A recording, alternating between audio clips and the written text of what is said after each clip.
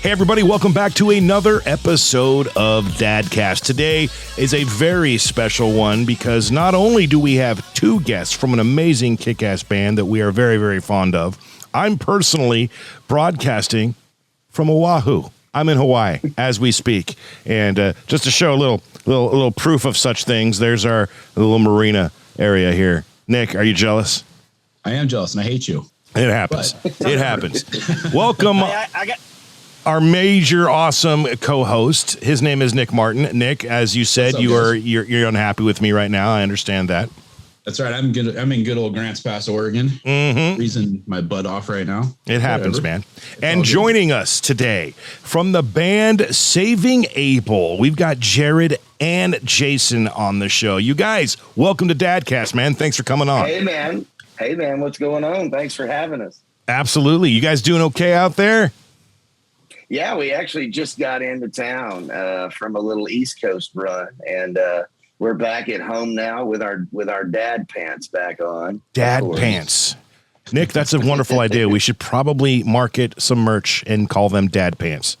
That's right. Or you can just call them sweatpants. Yeah, that's what I was saying. Yeah. My kid in my family calls them comfy pants. We'll get some joggers with the Dadcast logo on the side. I'm in. So, Jared, I'll start with you. This is a rite of passage for everyone who comes on Dadcast. It's usually, we already know the answer, but we're going to ask it anyway. Are you a father? I am a father. I'm a dad, man. I like to be called dad. Anybody can be a father. It takes one special to be a dad. My dad used to have that on his cabinet when I was a kid. I remember used to reading it a lot. It was a picture of us. Awesome. How sappy is that, man? But I understand it, and I understand it now, man. Right? I totally get it. It's crazy, the stuff that our dads told us when we were younger. We didn't get until we had kids, and then we're like, that's what he's talking about. Now I get it. So how many kids do you have? Are they boys, girls, ages, names? I have three kids, two girls and one boy. Nikki and I, we like to wait to see what we're having. So we waited until the kid pops out before we knew, hey, it's a girl. So right. Coda, she is 11 years old. Her name is Coda Rain Elizabeth Weeks. And we have Harper Lennon Phoenix. We tried to put musical terms in all of our kids' names because obviously me and my wife are both musicians. But Harper Lennon, she goes by Lenny. She's, of course, named after John Lennon, which we're Beatles fans here at the house, obviously. How old is Harper? Harper's 8 years old. So I've got a Coda who's 11 and Harper who's 8. And then on the last one, he's our little miracle baby because we had some, Nikki had some conditions going on and we weren't really sure how this one was the pregnancy was going to turn out. So he's what we call our miracle baby, but his name is Scout. And he is 3 years old. And my God, he is a beast. Oh my God. That's amazing. When my youngest, she's 8 as well. And when it came down to naming, mom gave me two choices, Harper or Avery. And we ended up with Avery. And, right. But they're both 8 years old. That was a very popular name at that point in time. Yeah. Yeah. Well, we like to choose, like I said, musical type terms, and a Harper, obviously, and then the Lennon. And she brought us, when she was probably about 5 years old, she brought us downstairs and she said, Mommy, Daddy, everyone have a family meeting? Uh-huh. She brought us down there and she said, no, look, you guys can call me Coco or you can call me Lenny. And we chose to call her Lenny. So she said, all right, I'm good with that. So we don't call her Harper. She doesn't answer to Harper anymore. She only goes by Lenny. There you have it. Leonard. Nickname is Leonard. Get over here. And Jason, we're going to touch on that, obviously. But before we get down to the nitty gritty, are you a dad? Oh, yeah, I'm a dad. Oh, look. Yep. Look at all them cars. Look at them car seats. That's a grocery go-getter you're in right now. How many kids do you have? How old are they and all that good stuff? So I got 4, man. I got 3 boys and a little redheaded girl. Oldest boy, Ethan, is 20, about to be 21. Middle boy, Zebby, he's about to be 12. My little girl just turned 6. And then I got about a 1.5-year-old, about to be 2 soon. Silas is his name. Exie is the little girl's name. She's named after her great grandmother on my mother's side. That is amazing, man. Cool. And as we know, there was some issues medically here recently. Is everything going well on that path now with them? That's the scariest thing I've ever been through. I mean, I've flipped cars end to end. I mean, you name it. That was the scariest I've ever been. But he's back to himself now. He's doing really good. I think, thanks to everybody's well wishes and prayers, man. That was very heartwarming when Nikki and Jared posted that, and I saw everybody out there pulling for us, Mm-hmm. Well, absolutely, man. Being a dad, you can only imagine what he was going through. You can't relate to it, but it's like, we got your back, bro. Yeah, no, my wife and I have a 16-month-old, and his first 3 months he spent in the NICU. He didn't know how to eat when he came out. Yeah, ended up getting E. coli really bad. So it's been scary. He's had COVID 3 times. So it's been a crazy ride. Our little boy was positive for salmonella and E. coli too. Yeah. And then to come to find out there was an outbreak that had just been announced in like 25 states. So that contributed to the incident we went through. Yeah, it was definitely one of the scariest things. Like, I've never seen my kid so sick before in my life. Like, he was lethargic and just, it was like, oh my gosh, it was definitely touch and go for a little bit. At that point, you're just like, what do you do? I've never felt so helpless, man. And like all the tests and stuff too, like every time they came in, because we were in the midst of COVID, so they were doing COVID tests, blood draws, and it's like, man, just stop with the poor little guy. Let's give him some medicine and let's get him better. This is stupid. So, that's difficult. I can only imagine. You guys, I'm sorry. I was just dropped a gigantic plate of breakfast. So is that cool if I eat while we're chatting? You guys cool with that? Only if you're in Hawaii. Dude, I got Hawaiian bacon right here. Mm-hmm. Does Joel Staley know about this food that you're consuming right now, JP? I'm on vacation, man. So we're both on fitness journeys. JP's doing this crazy not eating thing for 7,200 hours at a time. Oh, and when he eats, I give him shit every time he eats. It's fun. I got a buddy of mine that's on that 72-hour thing. He's trying it as well, fasting and all that. Yeah. It hasn't happened much while I've been in Hawaii. Let's put it that way. Yeah, I bet. I'm still eating like less of what I'm supposed to be eating, but I'm in Hawaii. I rock the dirty keto and hit the weights 6 days a week. So that's how I stay in shape. I'm like, heck yeah. I just do shows and eat less. That's about how I lose weight.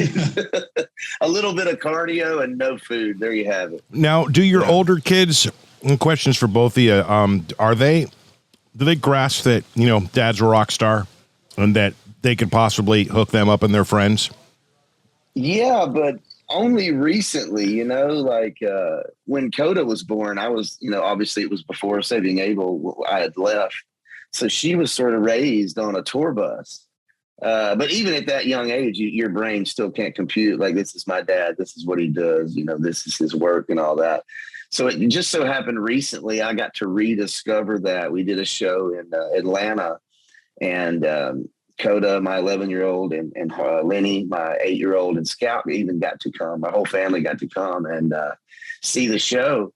And it was great. It was standing up there and watching their reaction, and it was to see that they you could actually tell on their face, they're like, I'm looking at my dad. But like, even my daughter, my 8-year-old, she was crying for a moment there, and I was like, why were you crying? She goes, because I was just so proud of you. And I'm just like, holy crap. Like, that's so awesome. So it was and my 3-year-old Scout, he really didn't understand, but of course he was at the bottom of the stage reaching up with a frown on his face because he wanted to get up there with me.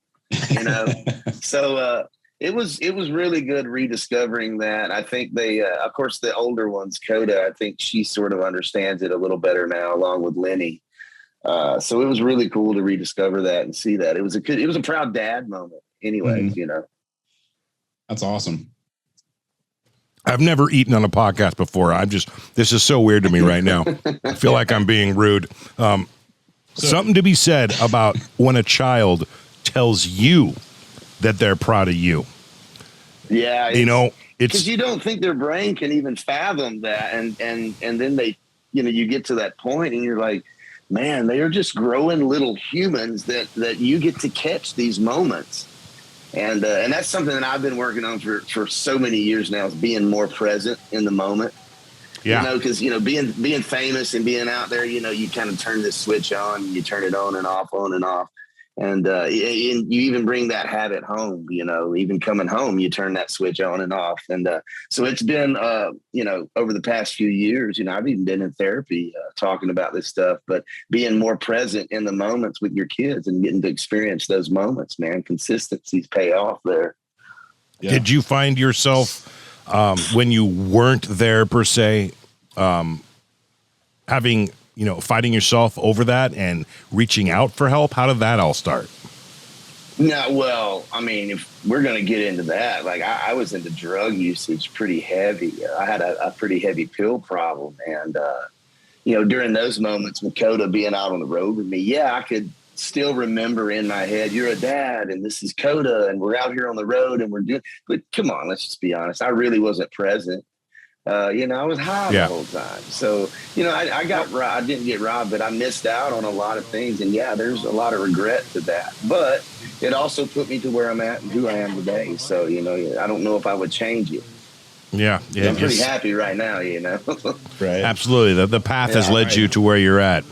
What about you, Jason? You got older kids. Yeah. Do your older kids go and get you to pull the dad card and, hey, I want to go hang out with my dad's famous friends?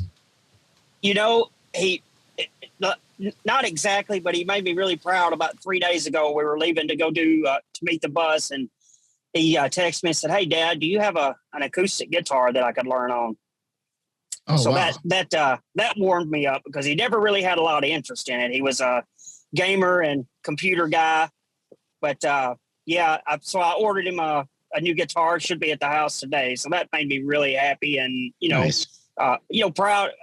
Proud, I guess better lack of words. But, there's been several times when, hold on, guys, I keep getting calls. Let me see if I can get back to you. But there was times back in the day when he would, he actually rode the bus with us and stuff like that. And you could see the wonder and amusement and a bit of confusion in their faces. It's like Jerry was talking about Scout the other day. I could just see it in his face. He was trying to process what was happening, Yeah. It kind of made me sad up on stage because I wanted to hold him, but I was doing my work, doing my job, so I couldn't get down there to him, I'm a big sap though. I love moments like that, Yeah. I would have stopped the whole damn show and just brought him up and been like, everyone look, this is my son. I pulled a Lion King type thing and just to the crowd. It works for Luke Bryan. Every time Luke Bryan brings a cute kid up on stage, the crowd goes crazy. There you go. I to answer that question more directly though, my oldest, he was a Hollywood Undead fan, so I stalked them on tours for about 3 years there, getting photos and autographs. So I remember that. He thought that was the coolest thing. Nice. Yeah. Our kids, you're asking if our kids ever, do we ever use our popularity status to get them anything? Yeah, sometimes. But then there's also this angle, you come home and your kids are like, no, I don't care who you are. Just make me a bowl of cereal and leave me alone. Right. It's like, hey, Dad, go cook me some food, It's like, don't you know who I am? They're like, we don't care. Hey, Jay, I've been muted. Those are the ones that can get away with that. The kids, they can do it because I'm by no means as popular or as famous as you two gentlemen in a huge global Saving Abel band, but within 40 square miles of where I live, I'm kind of famous because I worked in radio and the radio stations I get, and it doesn't matter where we go. It could be out to dinner or something. Someone will always come, hey JP man, blah blah blah blah, and my kids just look at me like, who's that? I'm like, I don't know, son. I have no idea. I have no clue who that kid is. And when they were little, then whatever. But now they're getting a little bit older and they're starting to ask questions. And now, Dad, anytime a concert, especially my 17-year-old, she's almost 17, any concert that comes anywhere within like 500 square miles of where we live, she assumes I can automatically just make a phone call and get her tickets. I'm like, honey, that's not how it works, really. But I'll see what I can do for you. But but most of the time, it's exactly. make me brownies for like 20 years on the side. So my kids, my daughter, my 17-year-old's like really into music and stuff. Her favorite artist is Andy Grammer. And I met Andy probably like 10 years ago. Love him. And he's a super nice guy. So for her birthday one year, he was playing one of the big venues in Southern Oregon. So I reached out. I'm like, hey, my daughter's a huge fan. He took her backstage, had dinner with her, taught her how to play guitar. And then every time he comes to Oregon now, he texts me. He's like, hey, man, can Emma come out and come to the show? So that's kind of cool. So it's been kind of cool that way with that. And, I've made a lot of friends, Eve Six, just throughout the years, Smash Mouth, just all those guys. So anytime they come to town, they're like, hey, you want kids, bring the kids out and let's have fun. Let's have some food. That's so awesome. That's great when you have good experiences like that, man. Especially with uber famous bands, There's been a few that have been kind of shitty, but Nick with the first bomb. Yeah. But for the most part, I mean, most of the bands I've worked with have been just amazing. And they've all stayed in touch over the last 20 years. And it's like, oh, this is cool. They're coming through. Let's bring the family out. And so my older kids, definitely, they're like, hey, Dad, so Eminem's playing up in Portland. I'm like, dude, I don't know Eminem. Yeah. it's not going to happen. Cody's probably going to start that too. It's also what I really dig about you guys. I mean, I can't speak for Jared, even though, now that we've met officially here via a computer screen, I'm assuming it's going to be exactly the same. But in the experiences we've had with Saving Abel, whether it be me as a radio guy and helping promote the concert, or as the fan in the crowd when it came time to meet and greets, you guys every single time have just been, stand up. I mean, even if you're having a bad day, I couldn't tell, because that's something that I've always been proud of since the beginning, that we've always been that type of band. Even on the USO tours, we'll sit there and we'll shake every single soldier's hand at that base. We've spent 4 to 6 hours in the same spot, just shaking people's hands. I thought that's always something that sort of puts us out in front of other bands. We're always look, I'm not like bragging or nothing, but we're pretty humble. Like, we're just Southern rednecks, we're from a small town, and we realize that we're just as lucky as any other of the bands that are out there. We would be nowhere without our fans. So we always took the time to do things like that and say thank you. Because I'm pretty grateful. That's why we love you, man. Awesome. And also that attitude, that embracing of all of that is also why you guys are good dads. Because that goes right along with that mentality, patience with the kids. You know what I mean? That's a hard one. I know. And that's a hard one, man. Jason's got the older kid too. My daughter is pushing 17 years old now. And it feels like she's been pushing 17 since she was 13. It can be difficult. And even as we speak right now, I'm not going to try to make this show about me, but Nick, and maybe this is where I'm going to ask for advice from you guys. So, as you know, I'm in Hawaii with my lady. So mom and dad are in Hawaii, and our children are at home with a friend of ours who called us last night crying because she is breaking down because my son, my 11-year-old, is not behaving as he should be, and it's making it very, very difficult for her. And here I am, 3,000 miles away.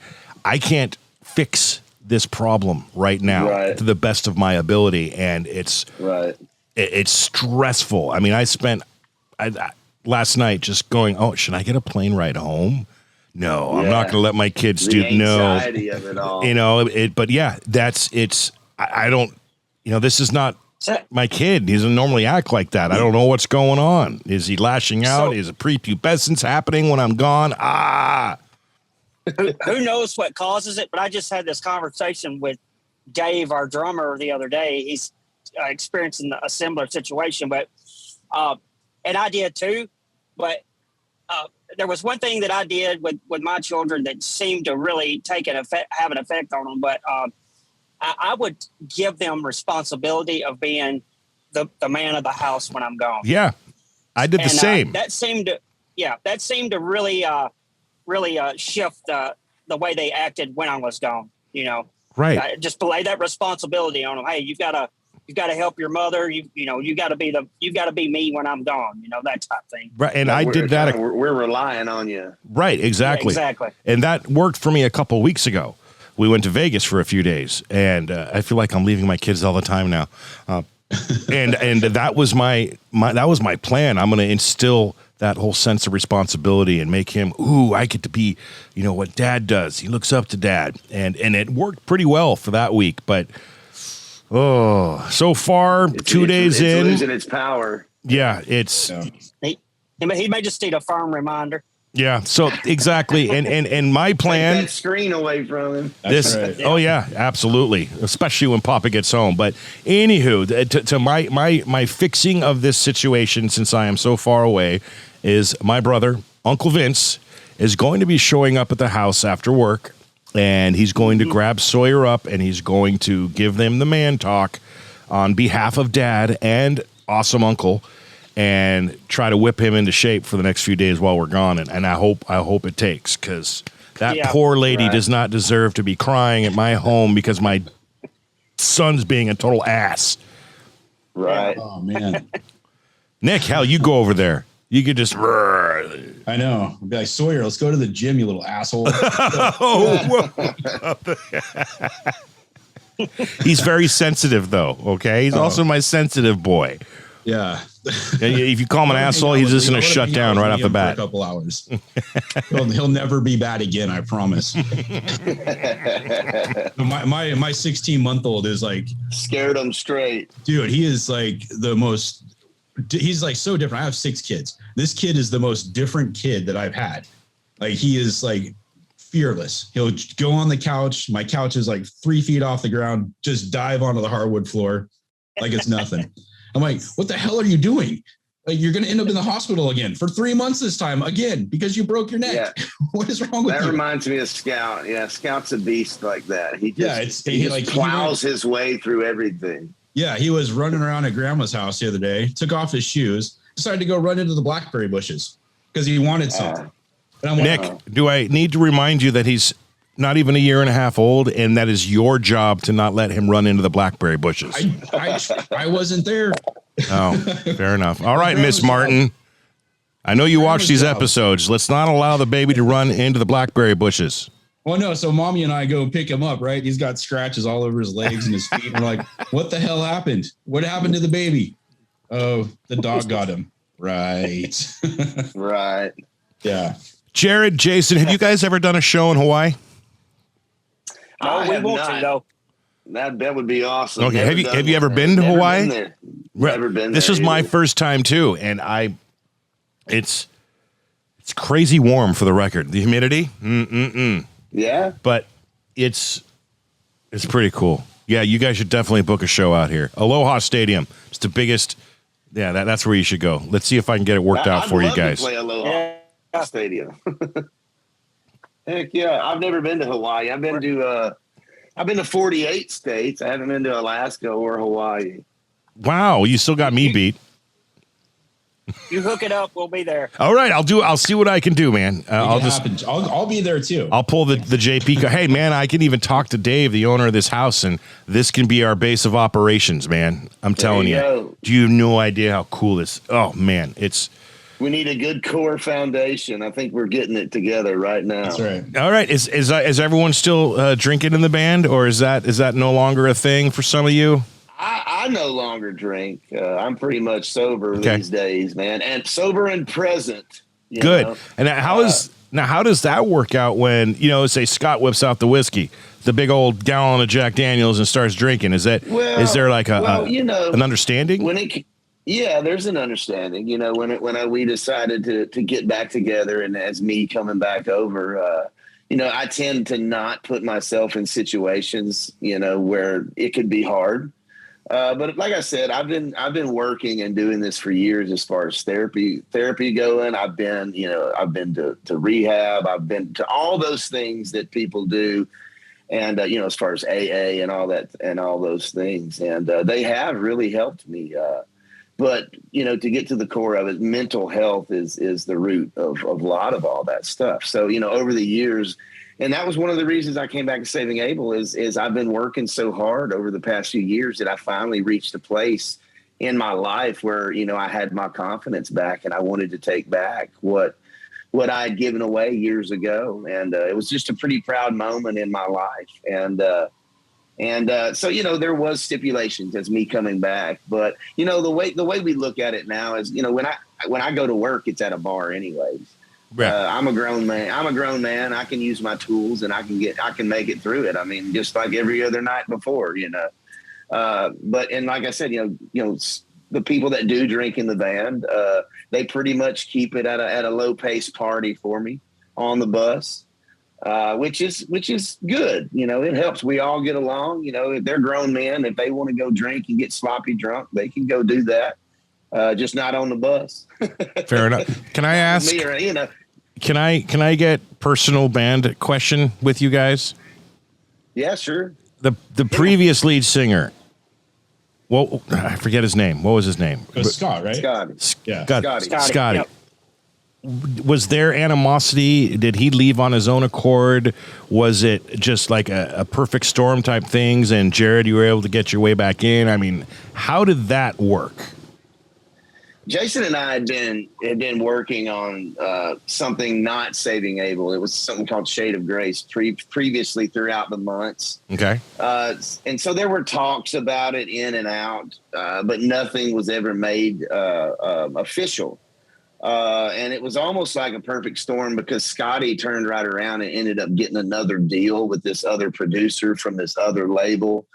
And we sort of just amicably, I can't believe I said that word correctly. Well done, man. Here. That was a hard word. Yeah, that's a big one. I don't know if you can hear that. You know, some applause for you. One of those, you know, where he had good reason to go do his solo career and, you know, search for his whatever he needed and is looking for currently. And it left the door open, which was, I mean, I was coming back and it sort of was a perfect storm for him exiting.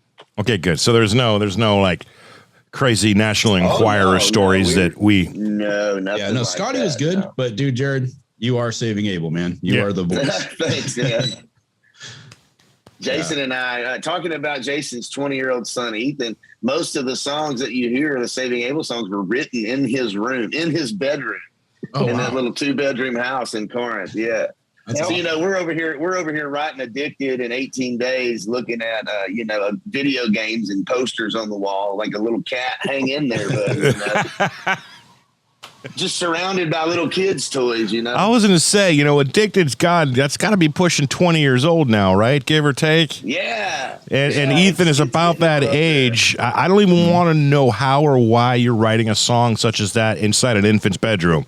Or do I? Man, I tell you, it came out of nowhere. I promise you, it came out of nowhere. I just was singing that song to myself weeks before we even brought it into a studio. It just wouldn't get out of my head. But yeah, that song just came out of nowhere, man. I was working at the hospital when I wrote that, when we wrote that. Well, it did all right, that song. Yeah. It did all right for you guys. It got me out of the hospital and got Jason out of working at Kmart, you know. I worked at Kmart, Jason, for a while. Yeah? Where at? In McKinleyville, which is Humboldt County, Northern California, for like a period of 2 months because I needed another job. And, you know, it was before I came up and started doing the radio business. But, hey, man, I'm right there with you. Yeah. What you got to do. It worked out real well for me, man. I was a big gamer, and the video games would come in a week early, and I would buy it. I wouldn't even tell the boss. I'd just be like, "Oh, scanned it. It rang up. I'm like, I'm in." I go home and you know, JP's got Madden 2005 before everyone else does. Let's go play, you guys. I was that way with the new releases on Tuesdays. Yes. Yeah. Go ahead, Jared. I was going to say, I was that way. It's that damn Zoom pause, man. That pregnant delay. Okay, Jason, go. All right. So, yeah, I was just going to say on Tuesdays, that's what I did. I was an LP manager for a long time, so I had to make sure everything that we got in, like electronics and everything, you know. So I was on the front line when it hit the shelf, so I had my first picks of it. Ah, it's beautiful. Bought a lot of CDs from back then too. That was my favorite day. New release Tuesday, new music Tuesday. Oh yeah, That's today. iTunes took over. Now it's like every day something new comes out. It's like, damn it. So where are the name has changed? where are the Jared? So you're home now. Where are the Are they home? Are they hanging out? What's going on? They're at home. They're downstairs. I think my oldest is getting her hair dyed. I think mom's dyeing her hair, and the other two are outside. I haven't heard anything break in a while, so I'm starting to think I'm getting paranoid. It's a little nervous when it's too quiet. Yeah. And Jason, are all the kids still at home living with you? Well, my oldest, obviously, he was by my first wife, but he's in college now. And then I've got two in Home Depot with mom, and one's at home with brother-in-law, probably gaming. So nice. the wife and the kid is literally still in Home Depot. I said it, Yeah. Home Depot. And you're in the okay. I don't really see. If it was Bed Bath and Beyond, I'd be applauding you for the strategy that you just worked out. Right. But that's Home Depot, man. I feel bad. I'm I taking feel you like away I'm from the missing Home out. Depot. Right? Exactly. I apologize, man, but we appreciate it. Thank you. It's all good. At the end of the day, it's I'm in the middle of the daddy do list, so I'm getting to actually take a break, I guess, if you look at it that way. There you Very, go. Yeah. very, very, very good. Wow. So they're in there doing the shopping. So do we have any new Saving Abel music coming? Oh, that's a good question. I didn't want to pry, but Yeah, well, we've got a new EP, not EP. We've got an entire album coming out at the end of the year. It's Saving Abel's. It's an Essentials album. We got the rights back finally on all our singles, so we re-recorded them. And on the Essentials album, we are releasing a few Saving Abel songs that no one's heard. Nice. So we're going to push maybe just a light single off of it called My Catastrophe. Mhm. But what we're currently, the long game plan that we've got is Jason and I are actually in the studio right now in between shows. And the entire month of November, we're currently writing the new Saving Abel album, which we're looking to release February or March of next year. Nice. awesome. So I got a question yeah. for you. So on the side, we have a management company for bands, and we're actually managing the former guitar player from Sleeping with Sirens, who is also a music writer. And we're looking for bands that might be interested in a co-write with them. So I don't know if you guys. I'm always down to co-write. Okay. That's what I did here when I left Saving Abel. I moved here to Nashville, and Right. I would write 5 days a week, sometimes 2 and 3 times a day. Yeah, so he's got 4 I'm gold always about records. creating, The dude's legit. So I'll. Are you seriously hustling in the middle of an episode, Nick? I am hustling in the middle of an episode. These are questions you can Make it save for connection. as soon as we finish. But I guess you're doing it right because no one can say no in the middle Exactly. of an episode. No, it just I just talked to my buddies from Otherwise, and they're going to do a co-write with my buddy. So I'm pretty Otherwise, excited we about just we just did a couple of shows with those guys Nice. over the past few months. The guy always ends his set. He says, "We are all otherwise." I always remember that after he says it. Yeah, super good dudes. Yeah, man. If you guys get a chance, go check out the episodes on this channel. That was a fun one. We got a bunch of them. I want to back it up a bit. So obviously March 2020 hit, and it was just a bunch of pile of stinking shit for everyone, no matter what industry when you're. How did Saving Abel, and in particular Jared, Jason, how did you guys navigate your way through that period, not being able to work, home with the kids? How did that work out for you guys? That was what brought us back together. I think, yeah. Go ahead and tell them, no. You got it. I'll just wholeheartedly agree. Yeah. Yeah. Well, a lot of people during the isolation, it didn't do so well. I know being an alcoholic, it was very tempting to drink a lot, especially being isolated at home, monotonous things, same things every day. So I know a lot of people didn't do too well, but I turned inward and started focusing on myself a whole lot more. And I ended up doing pretty well. And like I said, that was during the time when Jason and I were talking and we were in the studio, and I'll never forget. I called him up and I was like, "Hey man, do you ever think about the Shade of Grace stuff. And Shade of Grace was the band we had before Saving Abel. It was just he and I acoustically. And he's like, man, I think about it all the time. And I was like, well, what do you say we get in the studio and just start looking at some of that stuff, maybe recording it, just doing an acoustic album. Let's just get together and start working. And obviously we got back in the studio and started looking over all those old Shade of Grace tunes, which led to started looking over all the old Saving Abel tunes and song ideas that we had, which led to, creating an EP for Shade of Grace with, 6 songs that nobody's ever heard, which led to Jason and I saying, all right, well, we're just going to do this. This is where we're supposed to be. This is where the universe set us up. And, we're just going to float down the river and wherever it leads us, that's where it takes us. And obviously it's put the band back together. And here we are, trying to get back at it. It was, Jared always said, I think you just said it, the universe lines up, but I'd just been in the studio working on another project with our longtime producer, Skid, and he records everything. So we went into what is known as the vault of Saving Abel. And I was able to hear Jared and I on a couch, like working out, addicted and drowning and figuring out what part goes where. And then it was only like a week later, he calls me and then mentions that old stuff, So it was just time, I guess, that this happened. The universe lined all of this up without us even trying. Right. So this is how I know it's exactly where I'm supposed to be. This is exactly where we're supposed to be. I have deja vu about this stuff all the time. That just tells me that's where we're supposed to be, Well, I love that, and I'm glad you guys are where you're at, because that's new Saving Abel music, meaning more opportunities to see you guys play out on the road, and I'm working on Hawaii, but another Oregon show wouldn't be horrible. Just saying. Yeah. Maybe even Northern California, we can work it. Maybe a Dadcast presents Saving Abel. There he goes, hustling again. Okay. Hey, you never stop the hustle. We like music, but what can I say? Only if I get to jump in for one song and play like 2 notes on a triangle. That's sweet. I got a fever, and the only cure is more triangle. Yeah, come on. Come on. I gotta have more triangle. It's not cowbell, but yeah. Yeah. Good stuff. All right. Hey, so you guys, we've got this little thing we do on Dadcast. Nick, did you prepare? Oh, did I? Okay, good for you. Good for you. It's called the Fast Five. I've been stuck in quarantine. Nick's going to just bust out some random questions, 5 of them.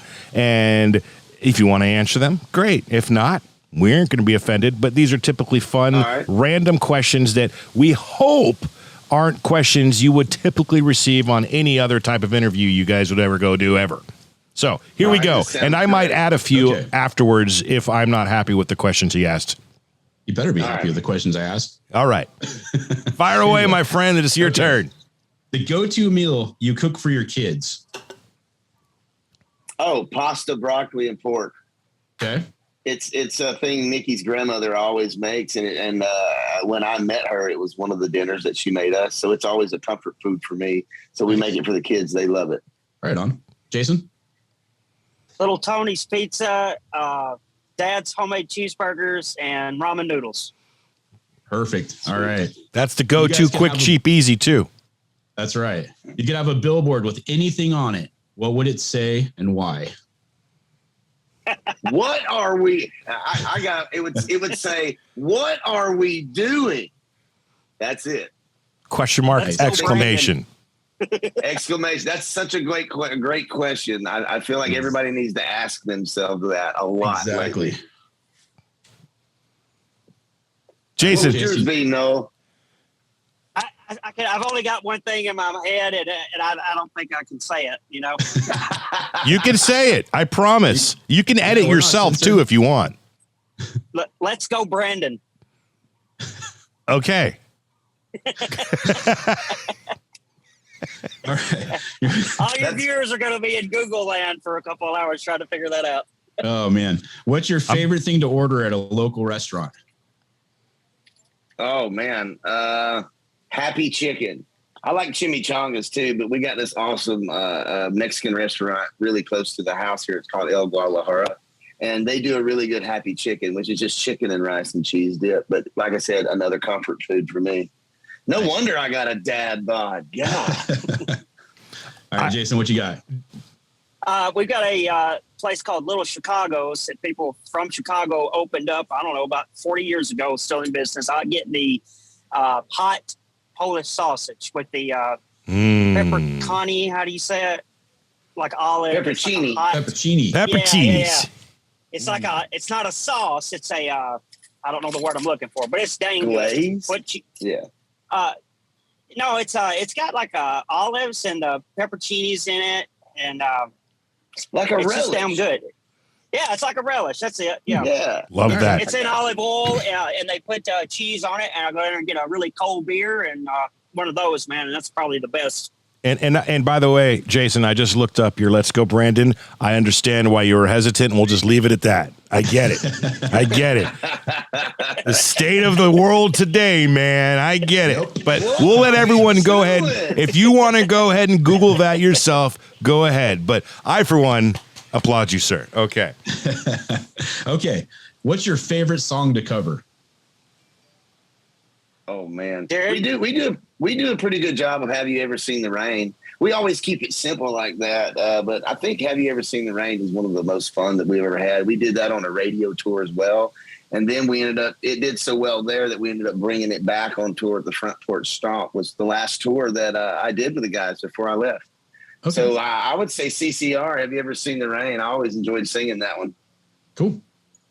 What do you got, Jason? Jared, back when we did that acoustic thing, he did a hell of a job with Simple Man. I always love playing that one. Of course, I love the one he's talking about, CCR.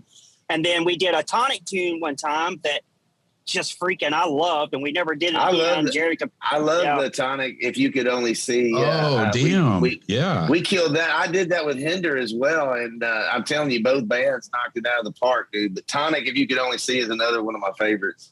Yeah, I just love that tune anyway. Plush. Yeah. STP Plush, that was always one of my favorites as well.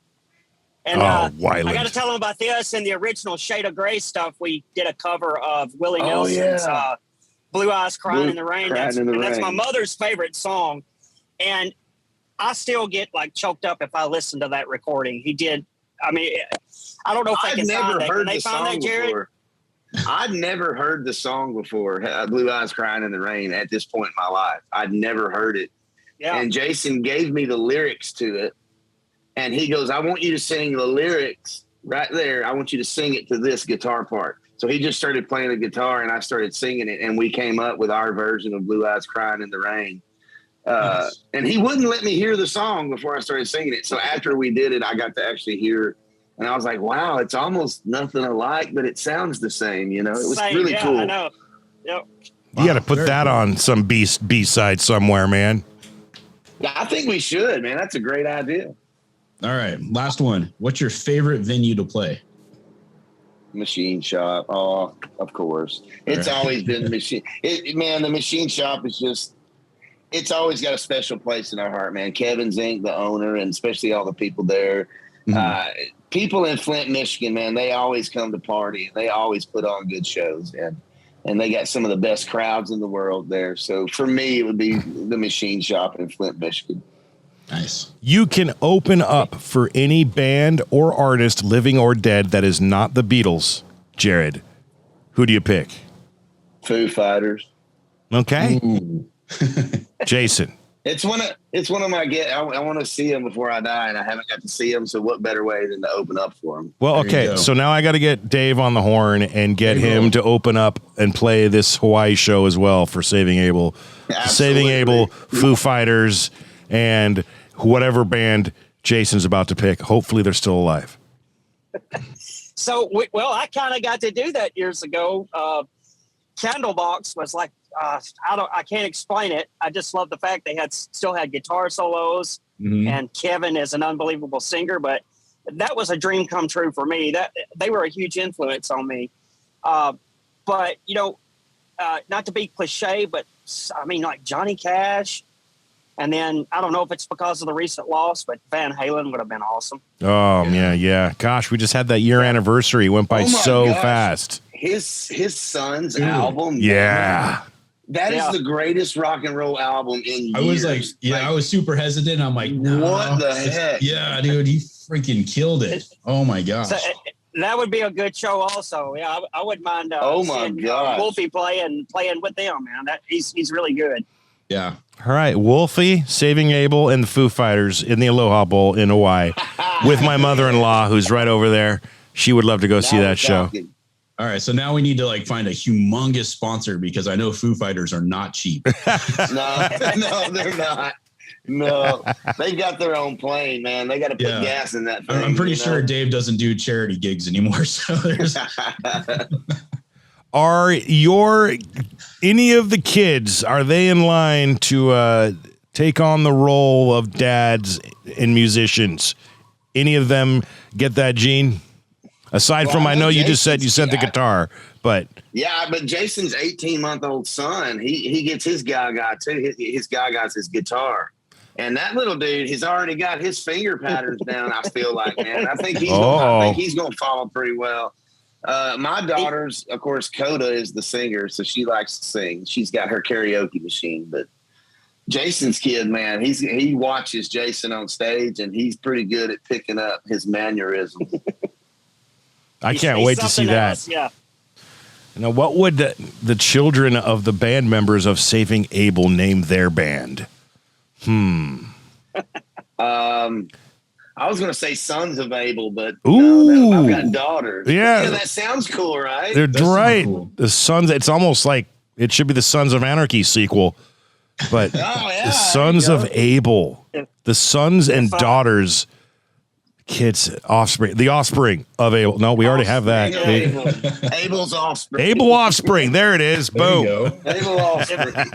If Silas was naming it the one he's talking about, he would. I think he would call it Baby Gaga. Baby Gaga. Oh, that'd be great. With a lead appearance from Liam and Coco Melon, right? Yes. His kid. If I have to watch another Coco Melon, I'm gonna freaking jump off a bridge. All right. I never thought I'd be learning how to sing and play old Elton John tunes, but that movie Sing. I've had to learn that song. Yeah. I'm still standing. Song. I'm still standing. Yeah. I'm still standing. Yeah. That's what he calls it. Yeah.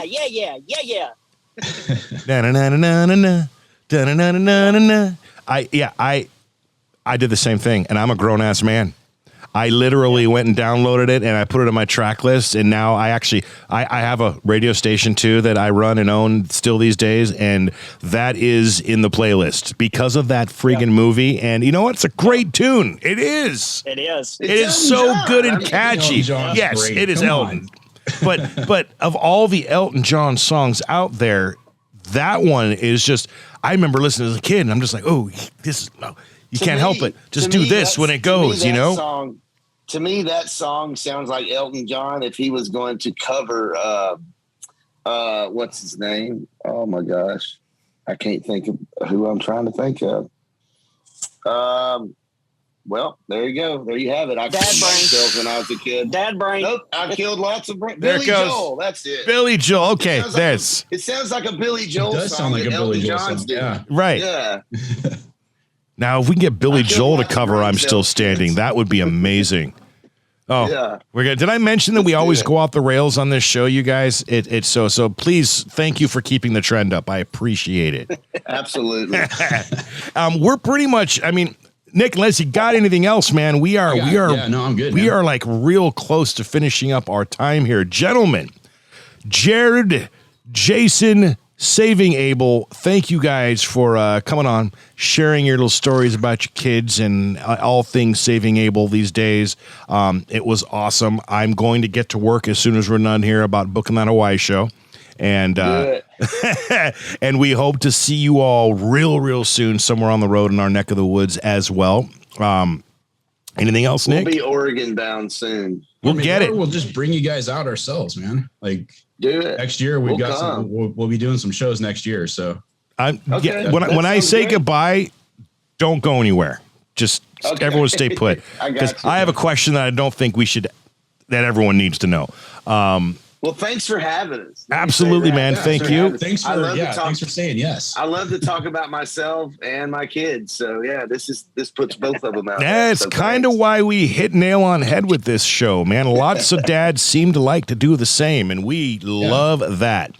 For everyone listening and watching, wherever you may be, however you may be listening, thank you so very much. And if you are watching on the YouTube stream, please do us a favor, like it up, subscribe, comment, do all that good stuff. Maybe let us know what you felt about Jared and Jason. Maybe suggestions for more guests up in the future. We'll take them in the note.